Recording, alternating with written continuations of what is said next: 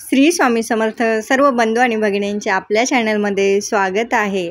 आज आपण घरच्या घरी बटर पनीर बनवणार आहोत। तर त्यासाठी आपल्याला पाव किलो इथे पनीर घेतलेला आहे आणि त्याचे आपण पीसेस कट करून घेतलेले आहेत। आपल्याला ज्या साईजचे पाहिजे त्या साईजनुसार आपण इथे पनीरचे पीसेस करून घेतलेले आहे। तर एकदम टेस्टी, रुचकर आणि एकदम हॉटेलच्या पनीर बटर जे असतं त्याचीच टेस्ट आपण घरीही कमी किमतीमध्ये आपण करू शकतो आणि खूप सुंदर टेस्ट येते त्याची। तर इथे आपण जे पीसेस होते ते इथे लोखंडी तवा घेतलेला आहे, त्याच्यावरती मी थोडंसं तेल घेतलं। त्या तेलामध्ये आपल्याला जे काही पनीरचे पीसेस केलेले आहे ते आपल्याला इथे शॅलो फ्राय करून घ्यायचे आहे। थोडेसे खरपूस भाजून घ्यायचे आहे साईडनी, आपल्याला डीप फ्राय करायचे नाही। इथे आपण चारी बाजूनी व्यवस्थित त्याला फ्राय करून घेणार आहोत। असा थोडासा ब्राऊन टाईप कलर त्याचा पनीरचा आला पाहिजे, यानुसार आपल्याला ते पनीर व्यवस्थित शॅलो फ्राय करून घ्यायचे आहे। बघा इथे तुम्हाला दिसत असेल आपले पनीर छान असे खरपूस थोडेसे दिसत आहे। एकदम जळालेले करायचे नाही आपल्याला आणि खूप जळाले किंवा खूपच लाल केले तर त्याची चव ही थोडीशी जळाल्यासारखी होईल, म्हणून आपल्याला शक्यतो थोडेसेच नॉर्मल आपल्याला करून घ्यायचे आहे। इथे बघा आपले सुंदर असे पनीर आपले शॅलो फ्राय झालेले आहे। आता आपण बाकीचे पनीर आपण व्यवस्थित छान असे फ्राय करून घेऊया।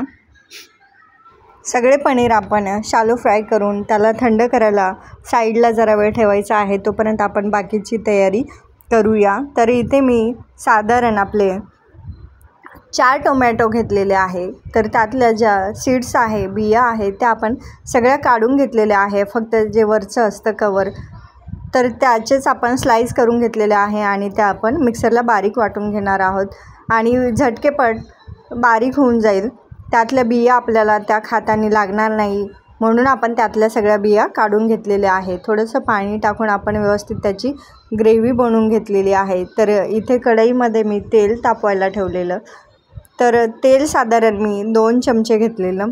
तर याच्यामध्ये सर्वात पहिले आपण जी टोमॅटोची ग्रेव्ही बनवलेली होती, फक्त टोमॅटोची ग्रेव्ही आहे, याच्यामध्ये कोणतीही गोष्ट ॲड केलेली नाही, तर ती परतून घेतली।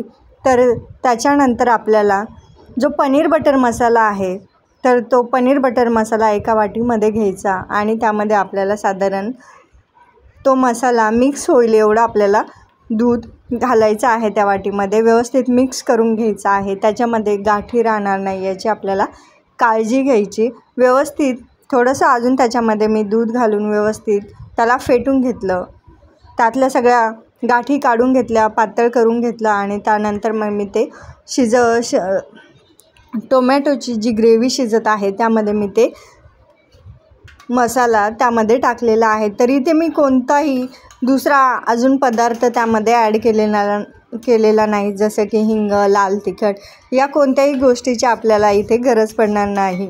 तर याला आपल्याला या मसाल्याला चांगलं व्यवस्थित परतून घ्यायचं आहे। दोन्ही व्यवस्थित त्याचा अर्क त्या टोमॅटोच्या याच्या मसाल्यातही उतरलेला पाहिजे। थोडंसं आपल्याला त्यामध्ये थोडंसं पाणी घालून थोडंसं आपल्याला त्याला शिजवून घ्यायचं आहे।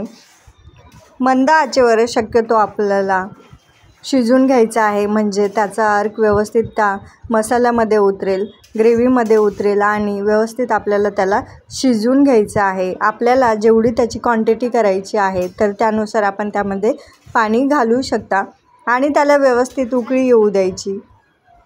ते इथे छान अशी आपली त्या ग्रेव्हीला उकळी आलेली आहे। तर आपल्याला यामध्ये 1 चमचा साधारण टीस्पून आपल्याला बटर यामध्ये ॲड करायचं आहे आणि ते बटर व्यवस्थित आपल्याला मिक्स करून घ्यायचं आहे आणि त्यानंतर आपल्याला साधारण 5 मिनिट त्याला कमी गॅसवरती शिजू द्यायचं।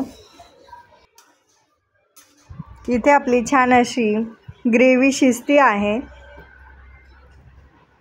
छान सुंदर असा आपला ग्रेव्ही व्यवस्थित शिजलेली आहे आणि यामध्ये आता आपण जे काही थंड केलेले पनीर आहे नॉर्मल, तर ते आता आपल्याला या भाजीमध्ये ॲड करायचे आहे आणि थोडंसं आपल्याला ते शिजून घ्यायचे आहे, कारण आपलं पनीर हे पूर्ण थंड झालेलं आहे आणि त्या भाजीमधला जो अर्क आहे तो त्या पनीरमध्ये थोडासा उतरावा त्यासाठी आपल्याला याला थोडा वेळ 5 मिनटासाठी साधारण त्याला झाकून ठेवायचं आहे. एक वाफ घ्यायची आहे, म्हणजे त्या पनीरमध्ये त्याचा अर्क उतरेल, भाजी अजून रुचकर लागेल. आणि त्याच्यामध्ये आपल्याला थोडंसं मीठ ॲड करायचं आहे आणि कस्तुरी मेथी आपल्याला त्यामध्ये थोडीशी हातावरती चुरगळून त्यामध्ये आपल्याला घालायची आहे.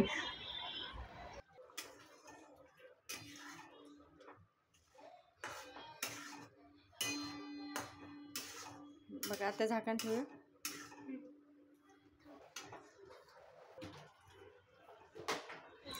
साधारण आपल्याला इथे 5 मिनटासाठी भाजीवरती झाकण ठेवायचं आहे. त्याची एक वाफ घ्यायची आहे आणि इथे आपली बघा सुंदर अशी भाजी तयार झालेली आहे. तर गरमागरम आपण याला चपातीसोबत किंवा नानसोबत किंवा रोटीसोबतही तुम्ही खाऊ शकता. तुम्हाला पनीर बटर रेसिपी आवडली असेल तर नक्की कमेंट करून सांगा आणि तुम्हाला व्हिडिओ आवडल्यास नक्की लाईक, शेअर आणि सबस्क्राईब करा. धन्यवाद. श्री स्वामी समर्थ.